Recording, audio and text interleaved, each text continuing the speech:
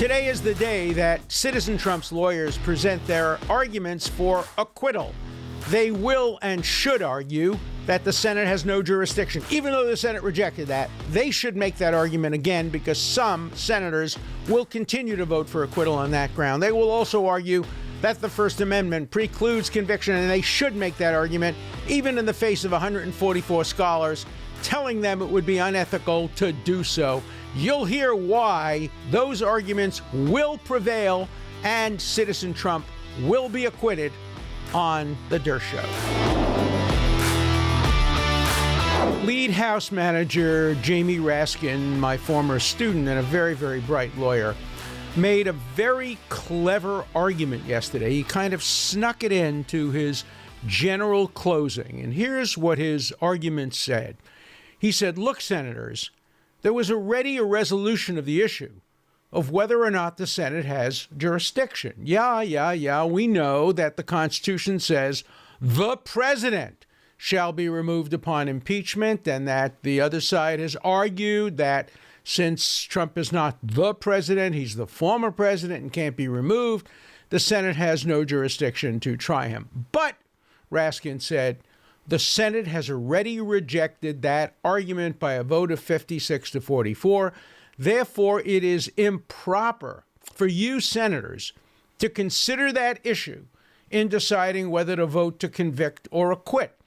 And he made an interesting analogy to a criminal case or even a civil case.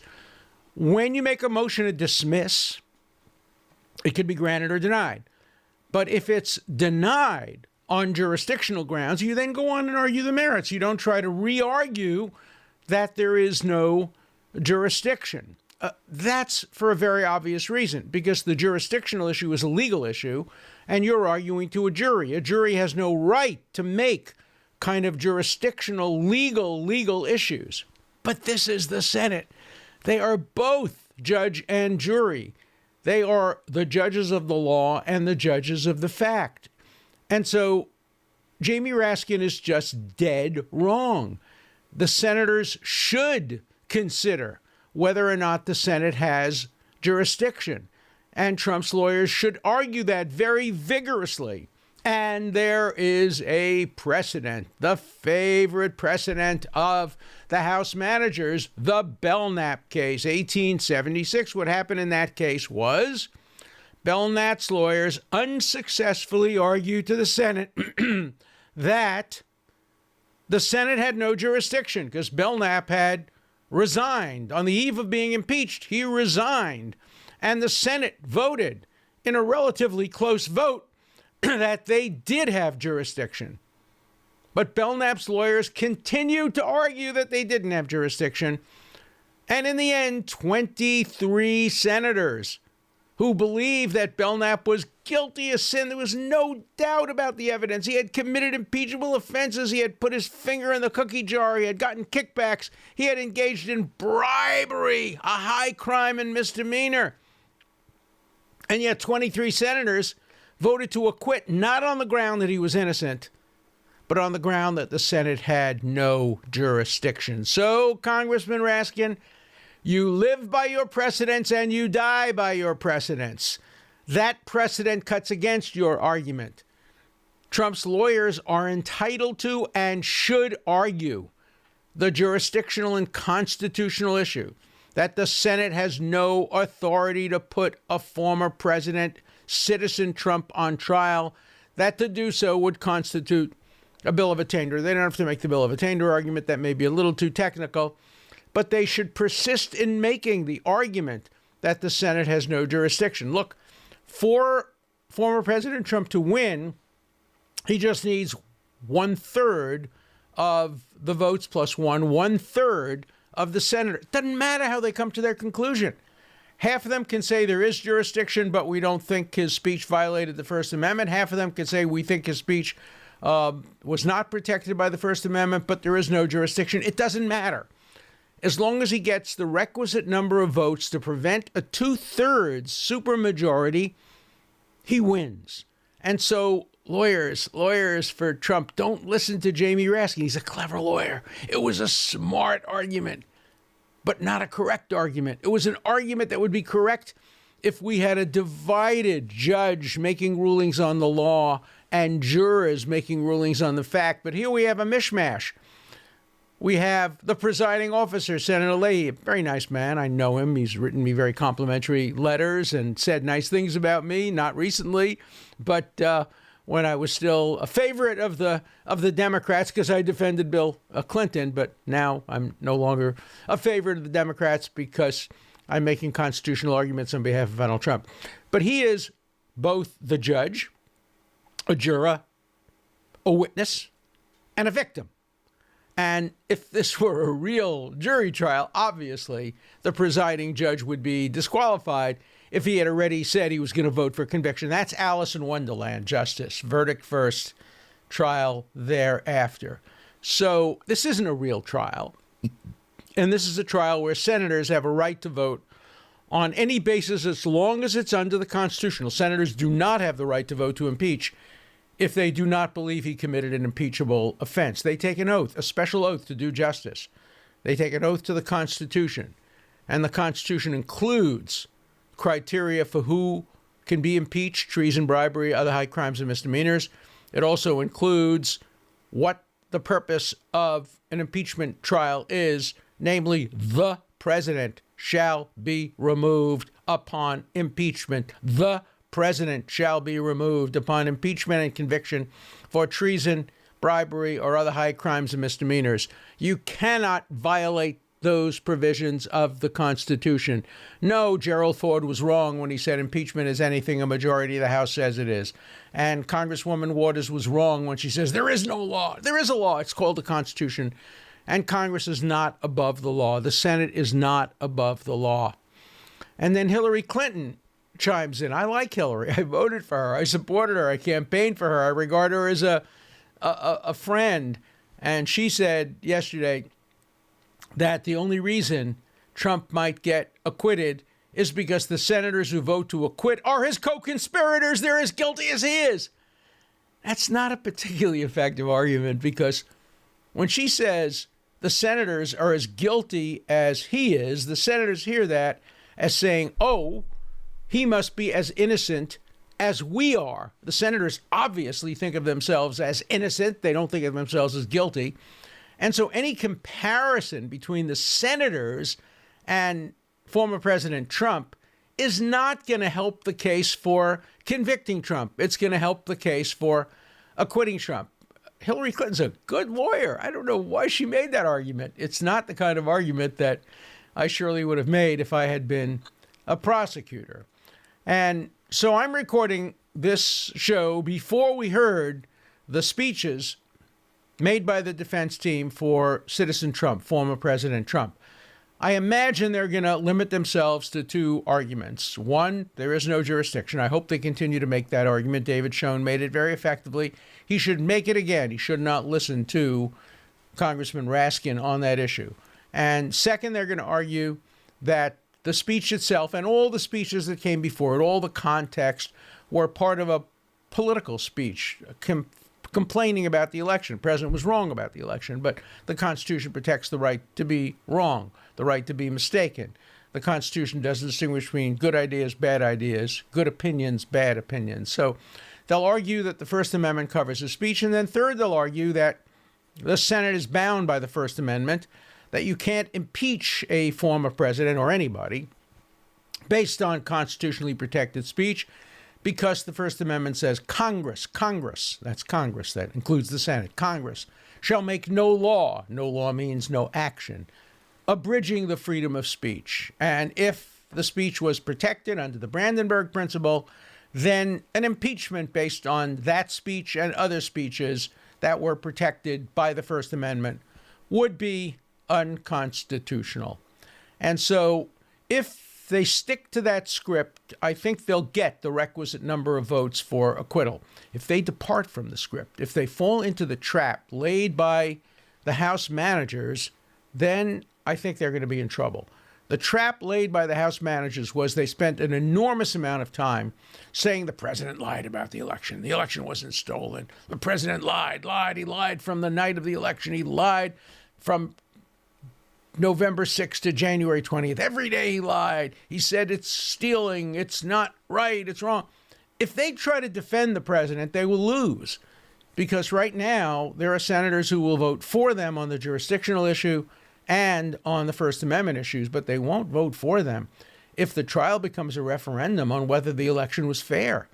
I think many Republican senators, perhaps most, believe the election was fair and that it wasn't stolen, and that the president was wrong when he urged his people to reverse the steal and do all the things he said. The president wasn't right about that. And if they tried to defend the president, as the president would like them to do, but good lawyers don't always listen to the instructions of their clients, if they try to make that argument, there's a good chance they will lose enough senators to turn the case around and produce a victory for the House managers and a defeat for President Trump. I think the lawyers are smart enough not to fall into that trap. I know David Schoen is smart enough not to fall into the trap. And I know even Kasten, who did not distinguish himself on the first day of argument, maybe he'll be better. This is like the second half. Mahomes had a terrible first half. People thought in the locker room he'd come back and have a great second half. He didn't. He had just as bad a second half as he had a first half. Let's see whether or not Castor can regain his great talent, because he's a talented lawyer, and make a more effective argument. But I know Schoen will make a very effective argument. I know he won't fall into the trap. Castor, even during his initial ineffective argument, did say that they wouldn't be arguing about the election itself. And the Democrats, the managers, tried to lull them or force them or incite them or induce them into falling into the trap of arguing that the election was stolen. They shouldn't do that. I don't think they will do that.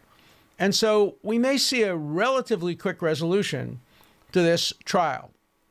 I know the Democrats want to finish up within 3 or 4 or 5 hours today. One of the lawyers, David Schoen, is an Orthodox Jew, Sabbath observant, and I think he will want to end his part of the presentation before Sabbath, which is, I don't know, around 5 o'clock today. That's not the reason he's going to keep it short. I think the reason to keep it short is the arguments are constitutional, they're clear, and to the extent that they can be kept pristine and not get into the irrelevant facts. And, you know, it's hard to say irrelevant, but really it is irrelevant. What happened at the Capitol is relevant to all of our lives. It was relevant to the senators. It was relevant in assessing what these thugs did when they violently protested.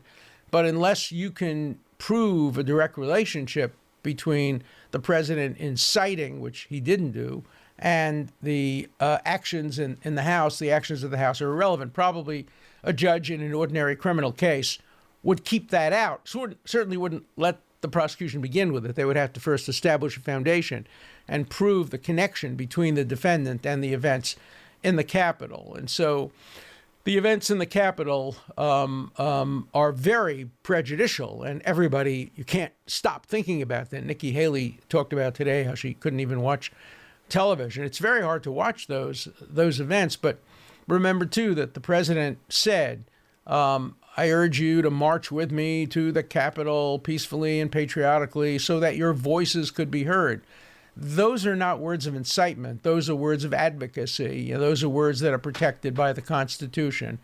Even false statements are protected by the Constitution. As I said before, the Constitution doesn't distinguish between flat earthers and scientists. You can say the earth is flat. You can say the earth is round. The Constitution protects both. You can ridiculously, absurdly, maliciously, and anti-Semitically say the Holocaust didn't occur. Or you can produce documentary evidence from the Nazis themselves admitting they killed 6 million Jews. Each has equal status under the First Amendment. You can be a Nazi marching through Skokie, confronting Holocaust survivors, or you can be Martin Luther King, the great Martin Luther King, walking through Birmingham. The First Amendment doesn't distinguish between good speech and bad speech, and it's very important for the lawyers to make that point and essentially concede, without maybe saying the words, essentially concede that the president's speech was not his finest hour. It was not admirable. It was not something that they support on the merits. That's certainly my view, but that it's constitutionally protected. So by the time you watch this podcast, probably the arguments will have been made, maybe even completed. And I think fairly soon thereafter, there will be several votes. One, whether to hear witnesses, and I suspect that vote will say no. Both sides seem to be inclined toward making this trial sooner rather than later come to an end. And then there'll be a vote. And clearly there'll be a majority, as there has been in numerous impeachment cases, for conviction. In the Andrew Johnson case, there was a majority.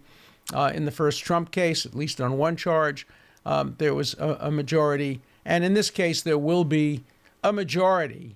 But I think in the Clinton case, it was, if I remember correctly, 50-50, not a majority. And a tie would have been broken by a vice president, by Al Gore. But you need a 2/3, so 50-50 was not enough.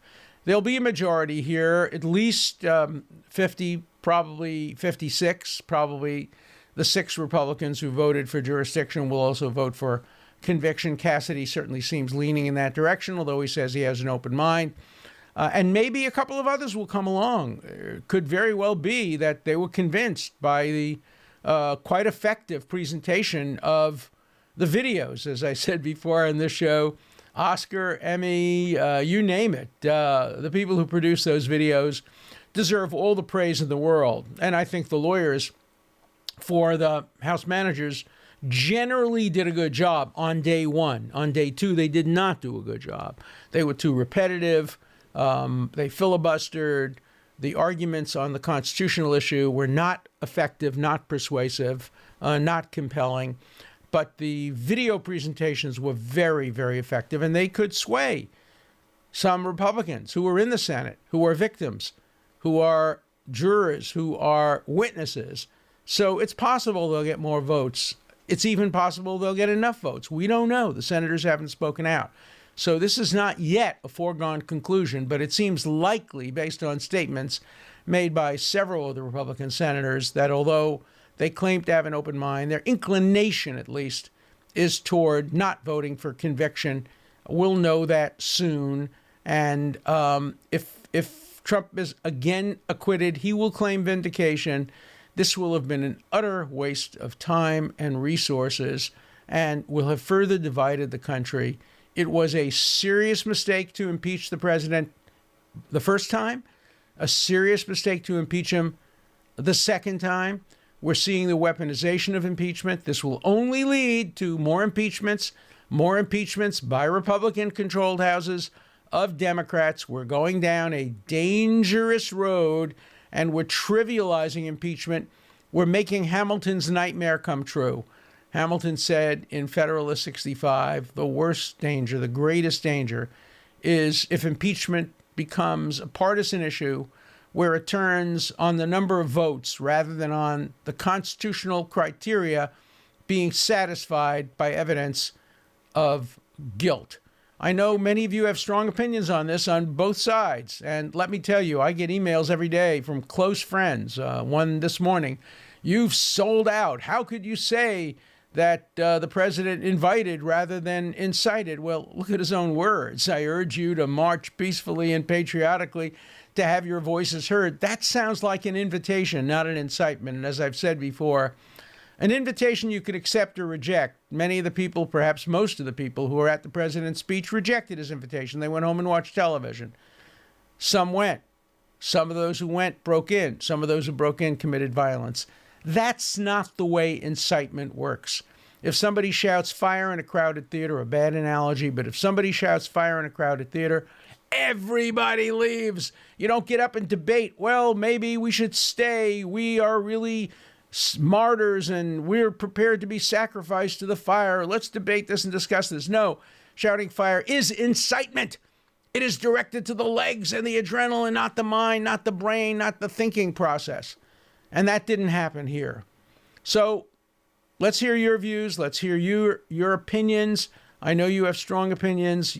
You will always have an opportunity to express them. We do not agree on this show with 144 scholars who said any First Amendment defense raised by President Trump's attorneys would be legally frivolous. No, It would be frivolous not to make those arguments. I hope they will be made today. And we disagree with the 144 scholars who said no reasonable scholar or jurist would offer that argument. I'm a reasonable scholar and jurist. I offer that argument. I believe it's true and correct. I know some of you agree with me, some of you disagree with me. Let's hear your views on The Dershow. Let's turn to our first call for the day. Yeah, hi, this is Aaron from Ohio, and I just had a simple question about why the framers set up the Constitution this way, that impeachment takes place in the House and the Senate and not in the court of law. Why would they want the decision about whether a president should be impeached to be biased by partisan beliefs? We all know the House and the Senate are the most partisan-driven institutions in the country. Could you imagine what would have happened had a Democratic senator voted that this process was unconstitutional? The mainstream media would have destroyed them. I mean, maybe they would be wrong for doing that, but we all know what would have happened. Imagine if a Democrat senator votes not to impeach Trump. The Democrat Party, the mainstream media will go crazy, okay? And if you listen to the media and you read the news right now, the conversation is, will 17 Republican senators vote to impeach Trump? Not, will 67 senators vote to impeach? Because anyone thinking logically knows that there's tremendous partisan pressure involved in this, and that all Democrats are going to fall in line and vote to impeach. So why would the framers of the Constitution want this setup and not one with certain less partisanship bias? Thank you, and I look forward to hearing your answer.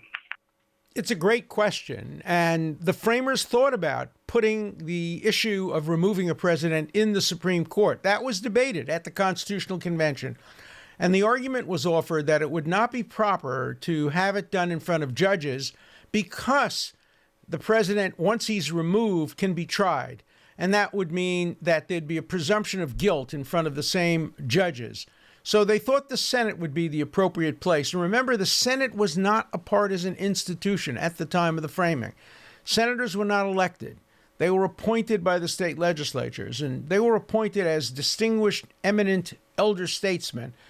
It was supposed to be less partisanship among senators than among members of the House. Obviously, that hasn't proved to be the case at all. But the framers seriously considered putting the trial of an impeached president in front of the Supreme Court of the United States, and ultimately they rejected it. Might have been a better idea. And the compromise was to put the Chief Justice in charge of presiding over the trial of an impeached president. Hello, Alan. This is Tom in Santa Monica. Your show is terrific. I have a question about the opinion of the legal scholars. These legal scholars are going to become judges one day, and their students are going to become judges. How do we deal with them as judges? It sounds like we are a nation of men, not laws, if these people are in charge. I'd appreciate your comment. It's a very fair question, particularly when they say no reasonable scholar or jurist can make the First Amendment argument. Are they saying that they would grade down a student who made that argument in class? Would they not promote an assistant professor who believed in that argument? Would it mean that I wouldn't have gotten tenure if I were up for tenure today because they would say I'm not a reasonable scholar or jurist because I strongly support that argument? It really shows the incredible bias of the American Academy today, including law schools. I'm deeply disappointed because I know some of the signatories on that letter, and some of them are very reasonable and decent people, but they've gotten so caught up in the anti-Trump sentiment that they're prepared to compromise constitutional principles that they've long held sacred in order to get Trump. And I agree with you. I would have problem confirming as a judge any professor who signed that letter, because the letter is a letter of intimidation.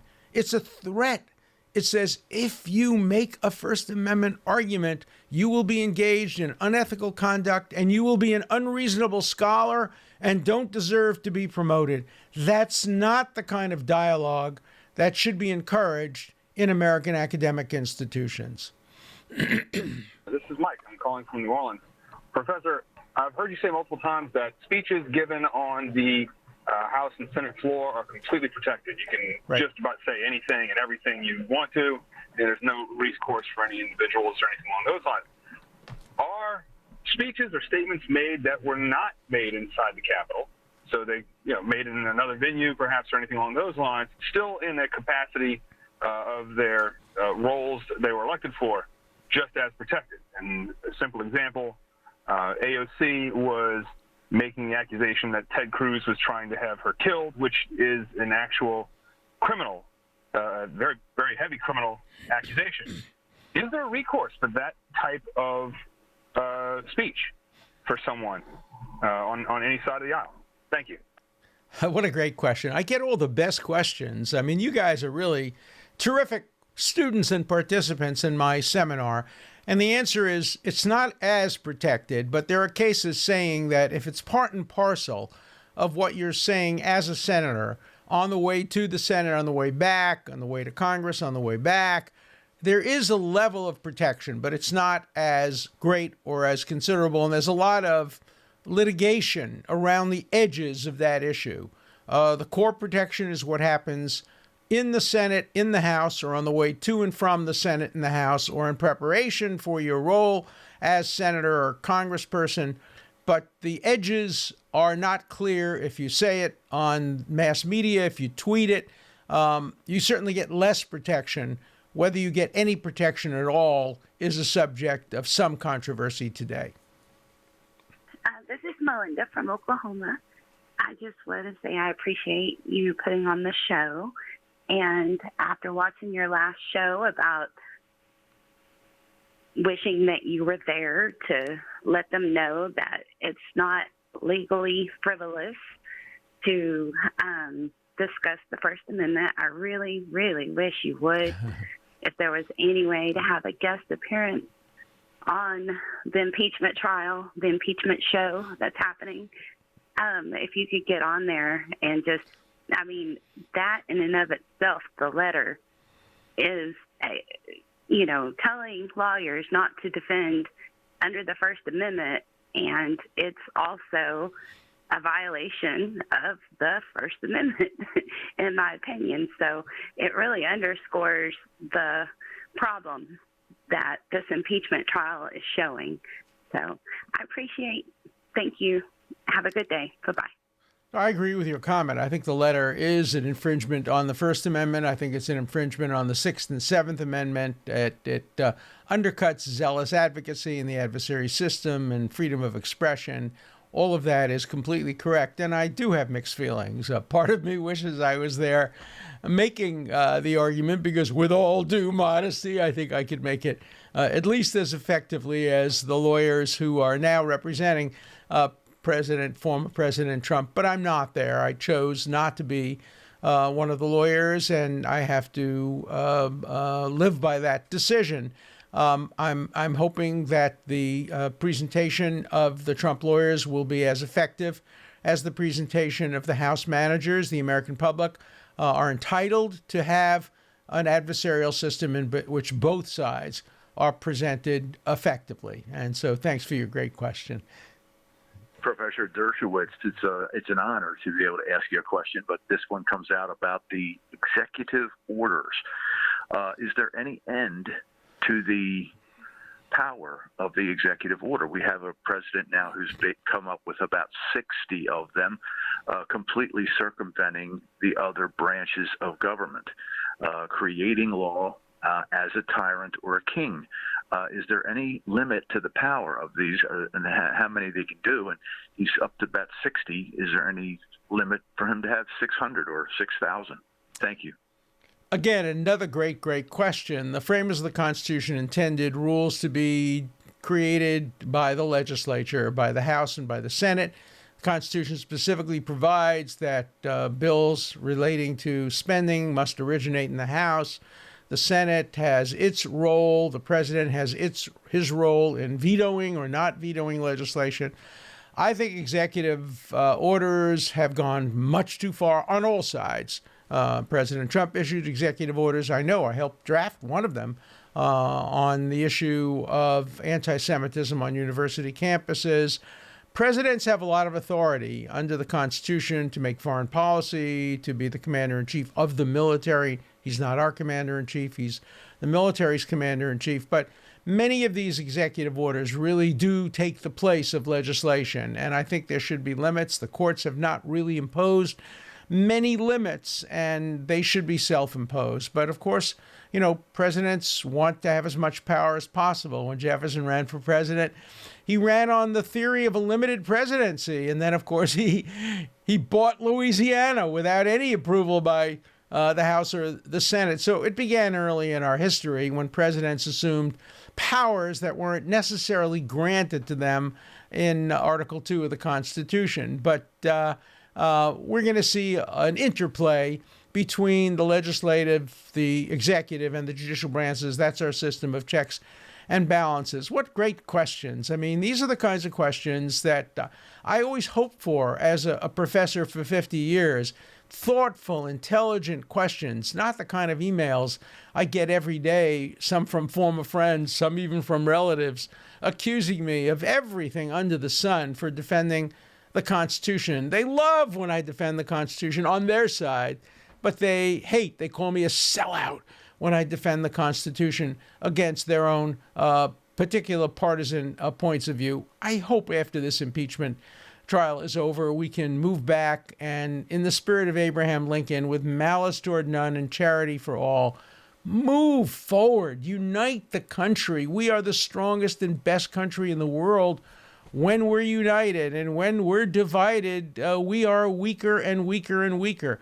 We will always aim for unity on this show. Yes, every opinion gets expressed, every point of view gets taken seriously. But in the end, we love our country. We love America. We love the Constitution. We love our system of separation of powers and checks and balances.